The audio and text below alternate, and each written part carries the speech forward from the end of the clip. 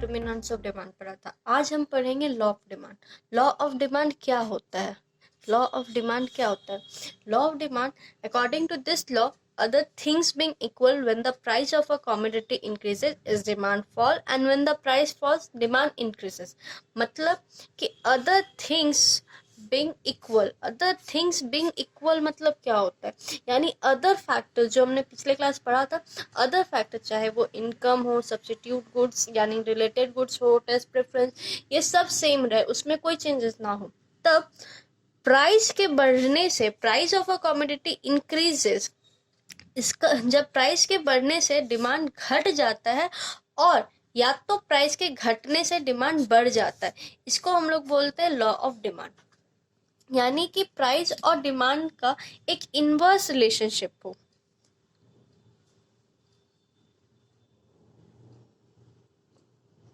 Inverse relationship मतलब क्या होता है कि प्राइस बढ़ रहा है लेकिन डिमांड घट रहा है, क्योंकि परचेजिंग पावर लोगों के हाथ से कम हो रहा है, और प्राइस घट रहा है तो डिमांड बढ़ रहा है। ये होता है लॉ ऑफ डिमांड। इसका एजम्पशंस, पहला एजम्पशंस यानी कि किस केस में ये लॉ ऑफ डिमांड काम कर सकता है। पहला जो केस है, taste and preference of the consumer remain same, यानी टेस्ट और प्रेफरेंस में कोई चेंजेस नहीं होना चाहिए। Second, there is no change in the income of the consumer, यानी इनकम में भी कोई चेंजेस नहीं होना चाहिए, इनकम भी जस्ट वैसा ही रहना चाहिए। Third, price of a related goods do not change, यानी कि price of related goods, related good पिछले क्लास में हमने पढ़ा था, उसमें दो टाइप होता है, सब्स्टिट्यूट गुड और कॉम्प्लीमेंट्री गुड, उनके भी प्राइस में कोई भी चेंजेस नहीं होना चाहिए। और fourth, consumer do not expect any changes in the price of a commodity in the near future. Near future मतलब फ्यूचर एक्सपेक्टेशन नहीं होना चाहिए। कंज्यूमर ये ना सोचे कि आगे जाके किसी भी कमोडिटी का जो वो परचेज कर रहा है उसका प्राइस घट जाए या बढ़ जाए, तब ये सब चीज अगर सेम रहा तब ये लॉ ऑफ डिमांड काम करता है। तो इसके लिए सबसे पहले हम डिमांड शेड्यूल पढ़ेंगे। डिमांड शेड्यूल क्या होता है? डिमांड शेड्यूल मतलब होता है रिलेशनशिप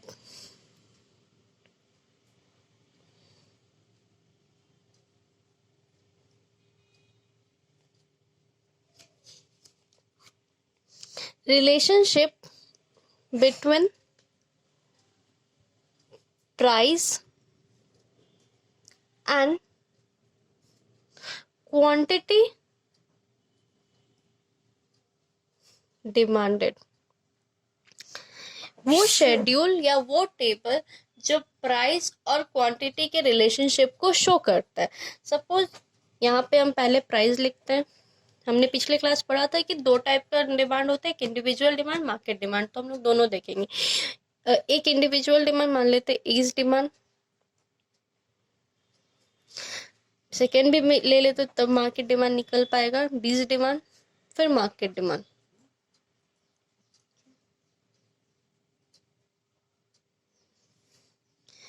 सपोज कोई भी कमोडिटी का प्राइस अगर 1 रुपीज है या 1 रुपीज है, तो ए का डिमांड, ए उस समय सिर्फ 4 क्वांटिटी परचेज कर सकता है, बी उस समय 5 क्वांटिटी परचेज कर सकता है, और मार्केट डिमांड जब हम निकालेंगे तो उस समय मार्केट का डिमांड हो गया 9। अब प्राइस बढ़ गया, सपोज प्राइस 2 रुपीज हो गया। अब उसके पास जो परचेजिंग पावर है, क्योंकि इनकम में चेंज नहीं हो सकता है, तो उसके पास जो परचेजिंग पावर है, उस परचेजिंग पावर से सिर्फ वो 3 क्वांटिटी डिमांड कर सकता है, और बी सिर्फ 4 क्वांटिटी डिमांड कर सकता है। और मार्केट डिमांड जब हम निकाल रहे हैं तो 3 + 4 = 7। ऐसे ही फिर प्राइस बढ़ गया, इसका परचेजिंग पावर घट गया, यानी ये कम क्वांटिटी डिमांड करेगा और डिमांड फॉल करना स्टार्ट हो जाएगा।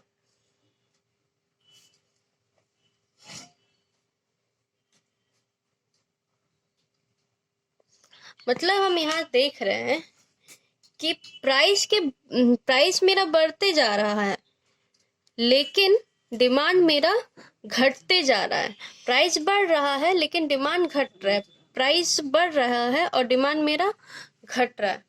अब इसके बाद डिमांड कर्व देखेंगे। डिमांड कर्व क्या होता है? ये भी एक कर्व होता है जो शो करता है डिमांड का रिलेशनशिप। ये एक ग्राफिकली रिप्रेजेंटेशन होता है जो रिलेशनशिप शो करता है प्राइस और डिमांड का। प्राइस पे डिमांड डिपेंड करता है, तो प्राइस मेरा एक्स एक्सिस वाई एक्सिस में शो होगा और डिमांड मेरा क्वांटिटी डिमांड मेरा एक्स एक्सिस पे शो होगा। ये ओरिजिन होगा, यहाँ पे हम क्वांटिटी डिमांडेड को शो करेंगे।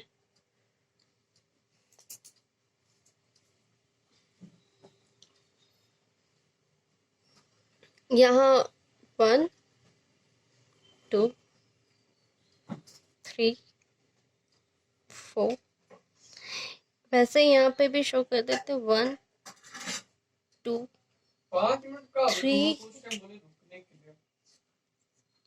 4 5 6 7 8 9 10। अब सपोज करते हैं मेरा प्राइस 1 में ए कितना क्वांटिटी डिमांड कर रहा था 4, तो यहाँ पे एक पॉइंट देते हैं। फिर जब प्राइस 2 हुआ तो ए डिमांड कर रहा है 3, प्राइस 3 में वो डिमांड कर रहा है 2 और प्राइस 4 में वो डिमांड कर रहा है 1, तो ये एक डॉट बना। अब इसको अगर हम मिला देते हैं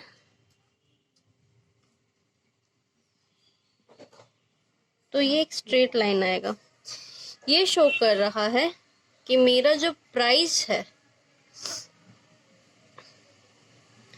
मेरा जो डिमांड कर्व है वो नेगेटिव या डाउनवर्ड स्लोपिंग है। क्यों? क्योंकि मेरा प्राइस के बढ़ने से डिमांड घट रहा है, इसलिए ये नेगेटिव स्लोपिंग या डाउनवर्ड स्लोपिंग है।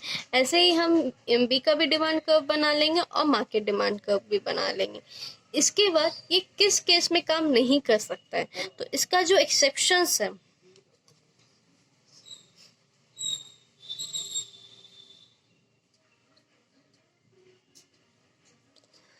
सबसे पहला जो एक्सेप्शन है इसका वो है गिफन गुड्स।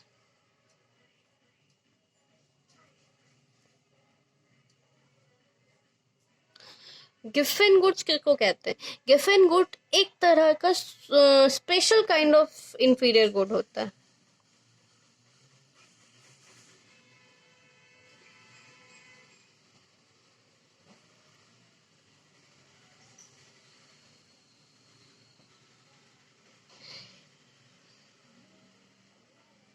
यानी कि अगर इसकी प्राइस के घटने से इसका डिमांड भी घट जाता, अगर इसका प्राइस बढ़ता है तो इसका डिमांड भी बढ़ जाता है। ये एक तरह का तो बोल सके तो एक हमारे इनकम का सबसे ज़्यादा पार्ट इस कमोडिटी पे या इस प्रोडक्ट पे खर्च होता है। जैसे एक देखते हैं कि ब्रेड अगर खाते हैं तो ब्रेड का अगर प्राइस घट जाता है तो उसकी डिमांड पे उसका डिमांड भी घट जाता है, क्योंकि उससे उसके सब्स्टिट्यूट गुड्स पे ज़्यादा इफेक्ट पड़ जाता है। और अगर ब्रेड का प्राइस बढ़ जाता है, क्योंकि ये नेसेसिटी है, लोग इसे खरीदेंगे ही, तो इसका डिमांड भी बढ़ जाता है। सेकेंड इसका आता है इग्नोरेंस।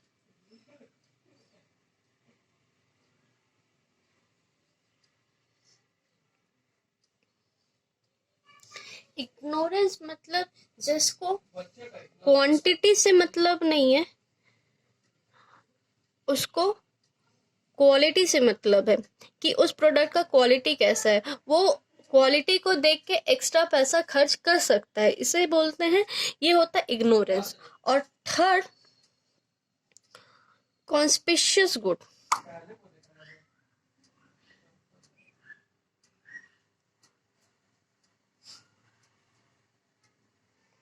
कॉन्स्पिशियस गुड्स क्या होता है? प्राइस कोई भी सामान, जैसे सपोज कर लेते हैं डायमंड, अगर प्राइस के बढ़ने से अगर डिमांड का मतलब डायमंड का अगर प्राइस बढ़ जाता है तो इससे इसके डिमांड में कोई इफेक्ट नहीं पड़ता है, क्योंकि ये जो होता है ये प्रेस्टीज गुड हो जाता है। जो भी प्रेस्टीज गुड होता है, यानी जो सिंबल करता है रिच क्लास को या जो अपर क्लासेस को, ज़्यादा सिंबॉलिक गुड्स जिसको बोलते हैं, उसके प्राइस के बढ़ने से उसके डिमांड में ज़्यादा कोई फर्क नहीं आता है।